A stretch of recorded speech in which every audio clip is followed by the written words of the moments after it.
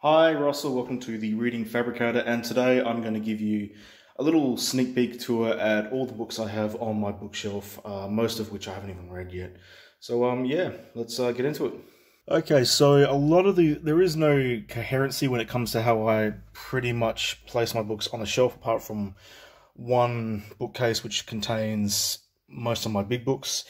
But on this shelf here, you see we've got William S. Burroughs' Junkie, a bit of Aldous Huxley, which I haven't even read yet, Herman Hesse, Siddhartha, Jay McInerney, Brett Light's Big City, which I actually found in a secondhand bookstore in the city. They had about 20 or so copies of this just lying there, and I've never read it before. And people keep telling me, well, if you like Bret Easton Ellis's Less Than Zero about that, you also like this one here, so I'm going to give that one a shot.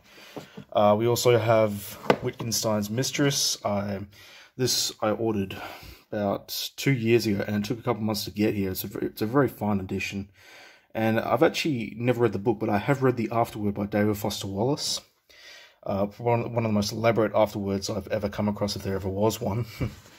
Next up, we got Anthony Bourdain, Medium Raw. I was a huge fan of his book Kitchen Confidential. Some more non-fiction, Killers of the Flower Moon. Easy Riders, Raging Bulls, which is about the new Hollywood era, so if you're into that sort of thing, I definitely recommend checking that book out. What we got here? The influencer behind Stephen King and H.P. Lovecraft. The King in Yellow by Robert Chambers. There's some really chilling stories in this one here. Very fascinating book. I didn't love it, but the ideas behind it were really good. Got The Many Seraph Ghosts, which I'm still behind. I got some Emily Dickinson, which I haven't even read yet. I got quite a bit of poetry that I haven't touched. The first Ernest and Hemingway book I ever read, Fiesta the Sunrise Rises, and it may still be one of the best ones of his books that I've read. Although I'm also quite a fan of A Fair Water Arms and For Whom the Bell Tolls. That's a quick read if you ever want to get into Hemingway. As you can see, I got Nabokov pretty much littered throughout all my bookshelves in these fabulous international editions, which have these wonderful cover designs by some pretty famous artists. So I scooped up all the international editions that I could find. We've got some Don DeLillo Libra. Most of the DeLillo I've read has been post-Underworld, so I really need to get into his earlier stuff. Now this one's a fabulous one. This one here I found, it's sort of a reprint of his first edition of his short story collection. A lot of hype surrounding his short stories. The only other book I've read by George Sanders is Lincoln in the Bardo, which I wasn't a fan of, unfortunately. But everyone's telling me that his short story collections are amongst the greatest of the last 25 years. So I really, really am curious to give this one a shot. Hopefully I'll like it. Also got some Tom Wolfe, The Electrical Light Acid Test, in which this book here, he sort of runs into, I think it was Ken Kesey from One Flew Over the Cuckoo's Nest fame. I'm not quite sure, but apparently there's a bit of a crossover there. We got this beautiful, beautiful hardcover edition of Charlotte Bronte's Jane Eyre. I also have another one of Wuthering Heights in the same sort of design. And because of Better Than Food's video on this, I had to go and pick up Epitaph of a Small Winner.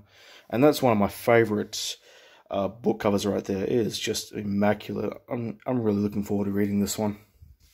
Next shelf down, we got some more Nabokov. We got Michael Faber's Under the Skin, which I picked up because of the Scarlett Johansson movie. The Dice Man, which is quite a cult novel. Confederacy of Dunces, which I read last year and immediately fell in love with, so much so that I went and bought out a folio edition book, which I'll show you later on. We also got this one here, which I have a tumultuous relationship with. I have started this book twice and given up about halfway through it. In fact, I think there's still a bookmark in there from the last time I read, which is about halfway. Here's the thing though, I actually really love this book, so I don't know why I keep stopping it.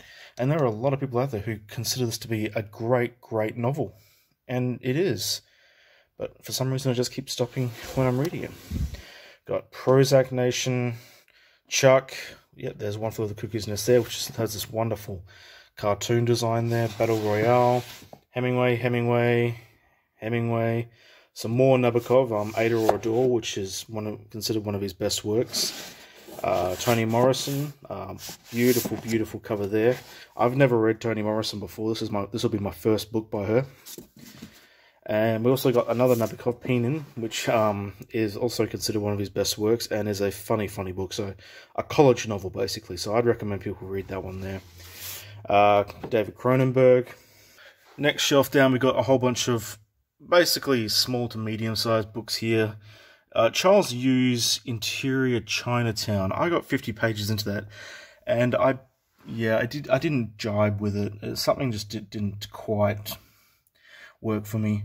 We've got some Roberto Bolaño, Anthony Bourdain, Ian Banks' The Wasp Factory, which I'm really keen to read, Haruki Murakami, Kathy Acker, Fyodor Dostoevsky, Albert Camus, Irvine Welsh. I got two Irvine Welshes, actually, two different editions of Trainspotting. Some more Nabokov, Catch-22. And the final shelf here, we got, Choke, Kitchen Confidential, Jose Saramago, which I've never read, but I've heard good things about The Cave. A Heartbreaking Work of Staggering Genius. I've read a few Dave Eggers, and with each succeeding book of his that I read, I get less interested in his work, so I don't know why that is. Maybe his first book I will like a lot more. Now, Samuel Shem's The House of God. People said that if you like Catch-22, you'll like House of God, and I love Catch-22. So I'm really looking forward to reading that one there. The Good Lord Bird, some Ursula Le Guin, Left Hand of Darkness, Fight Club, and The Three-Body Problem. Here are my folio edition copies. I picked up 3 of them. Got Catch-22, The Illustrated Man by Red Bradbury, and A Confederacy of Dunces. Now, 2 of them I read before, and I love them so much that I picked them up. That is Catch-22 and Confederacy of Dunces. I've never read The Illustrated Man, but I think it was one of those ones where if you buy 2, you get one for a cheap price, so I picked it up. And it is a beautiful, immaculate edition. I mean, they are truly, truly wonderful works. A Confederacy of Dunces especially. Let's get out of there. Yeah. They just got wonderful, wonderful covers there.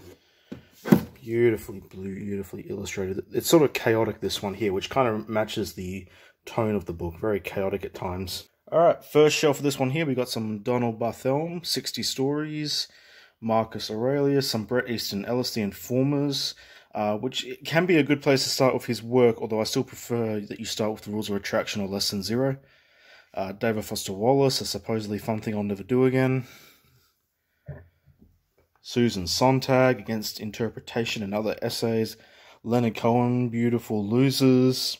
Some more Roberto Bolaño. DeLillo's The Names, which I hear is considered a masterpiece of his earlier work. Some Philip K. Dick. Clarice Lispector. J.G. Ballard. I read quite a lot of Ballard in the last year or so, so I'm really looking forward to reading that one there. Irvine Welsh. Now, Marabou Stalk Nightmares is one of 3 books of his, but I have the other ones, Trainspotting, which you've also seen, and the third one is Filth. I've got a couple of Nick Cave books here and Layer Cake. Next one down, we got Italo Calvino, If on a Winter's Night, A Traveller. Some more Dale Foster Wallace there. J.G. Ballard, Franz Kafka, Yukio Mishima, Ethan Hawke, Solaris. Ian Reed's I'm Thinking of Ending Things, which didn't sit well with me. I only got about halfway through that one. Bret Easton Ellis and Thomas Pynchon. The book that got me back into reading was Thomas Pynchon's Inherent Vice and Filth. Alright, we got Master and Margarita, Oscar Wilde, some more J.G. Ballard, Generation X. There's Wuthering Heights. Roberto Bolaño, The Big Sleep, Don DeLillo's White Noise, Annihilation, and The Philosophy of Andy Warhol, which I've also yet to read. Alright, this bookcase here is an absolute mess. This is where I put things where I don't know where to put them, although most of the stuff here is comic book related, including BB and Blankets. I consider Craig Thompson to be the best of the 21st century cartoonists and graphic novelists. Also got some Junji Ito, Charles Burns' Black Hole, which is a wonderful book. Akira, Marvel's Civil War, and some Joker work and Ronin. Also got this wonderful, wonderful book here, Anthony Bourdain's Hungry Ghosts. It's truly, truly a fascinating read. Both creepy and terrifying, and also contains recipes. So yeah, this is a weird one, but do check it out. In terms of books, we got, yeah, The Bell Jar, On the Beach, some more Thomas Pynchon, Franny and Zoe, J.G. Ballard, Nabokov again, and Joan Didion, The White Album. Probably my favorite essay collection that I've ever read, and I've still got to read her other collection, Slouching Towards Bethlehem. Got some books hiding behind there, including this one here, which is one of my most prized possessions, Dante Alighieri's The Divine Comedy. This here is an absolutely masterful edition. It looks amazing.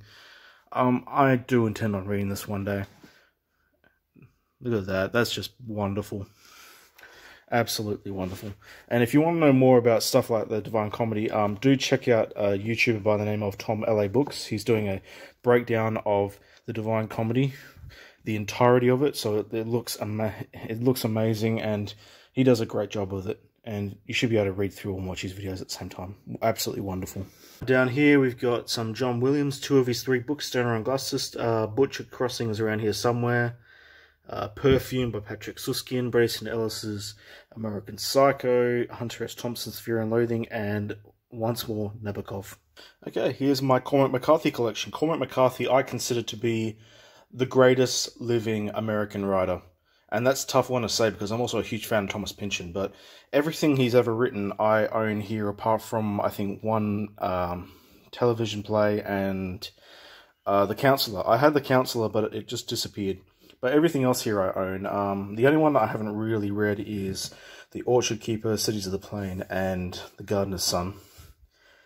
Now, I consider him the greatest American author purely because on the basis of 2 books, and that is Blood Meridian and Suttree. Absolute masterpieces if there ever was one. In my top 10 favourite books of all time. Do check them out. They are brilliant. Although I can also safely say that All the Pretty Horses, The Road, and No Country for Old Men are great books. And the first third of The Crossing is immaculate. A wonderful, wonderful opening to the book. You could almost call the first third of The Crossing a novella followed by a book after it. But as it stands, he is a wonderful writer. An absolutely wonderful writer. Now we're on to the big bookshelf. This here would have to be my favourite bookcase out of all of them. I mean, look at all that work. There are so many books here, and quite a few of them I haven't even read yet. So we got Anna Karenina, William T. Vollmer's Europe Central, my first William T. Vollmer. I will finish him one day. The Iliad, Thomas Pynchon's Mason and Dixon, which I have yet to read. The Magic Mountain, James Joyce's Ulysses, Robert Musil's The Man Without Qualities, and Thomas Pynchon's Gravity's Rainbow, the Frank Miller edition. We got Volume 1 of Frederick Lowell's JFK, looking forward to Volume 2. Atlas Shrugged, I don't know if I'll ever read that, but I've got it. Don DeLillo, John Fowles' The Magus, Julio Cortázar's Hopscotch, A Naked Singularity, Shea, A Revolutionary Life, and Roberto Bolaño's 2666. Down here we've got Alan Moore's Jerusalem, Fyodor Dostoevsky's The Idiot, Moby Dick, The Tunnel, Charlie Kaufman's Antkind, Infinite Jest, House of Leaves. And then finally down here we've got William Gaddis's JR, 2 copies of Underworld. I don't know why I own 2 of them, but they look... I'm really looking forward to reading that one there. I've seen plenty of YouTube videos out there talking about how great they are. Ducks Newburyport, William Gaddis Recognitions, got The Untamable, some Latin American work, and the very bizarre Lanark by Alistair Gray. I remember walking to a bookstore and took us up to the front counter. It just took my eye immediately, and she just looked at it and was like, what the hell is this? And I was like, I don't know, but I have to have it.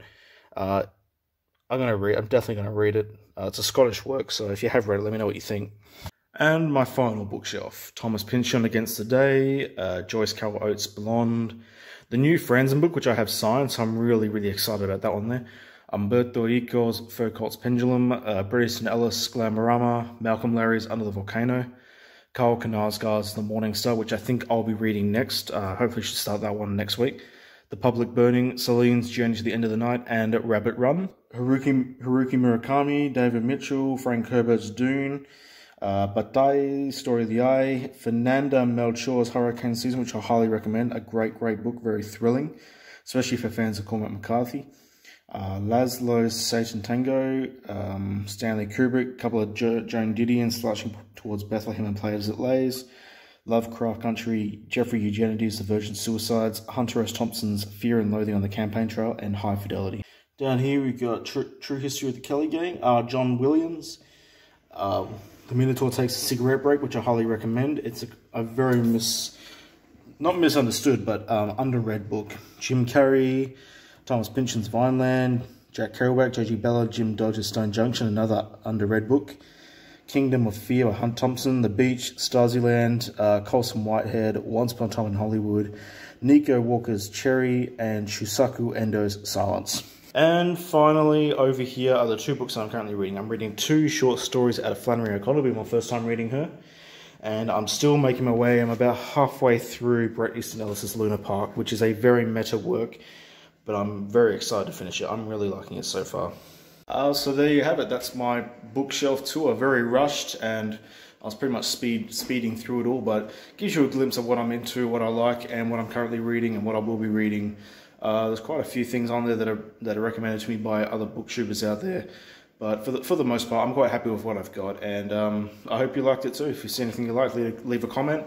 You can also find me on Instagram at The Reading Fabricator. Drop a comment there, or even message me there. Other than that, yeah, have a good day, everyone. See you.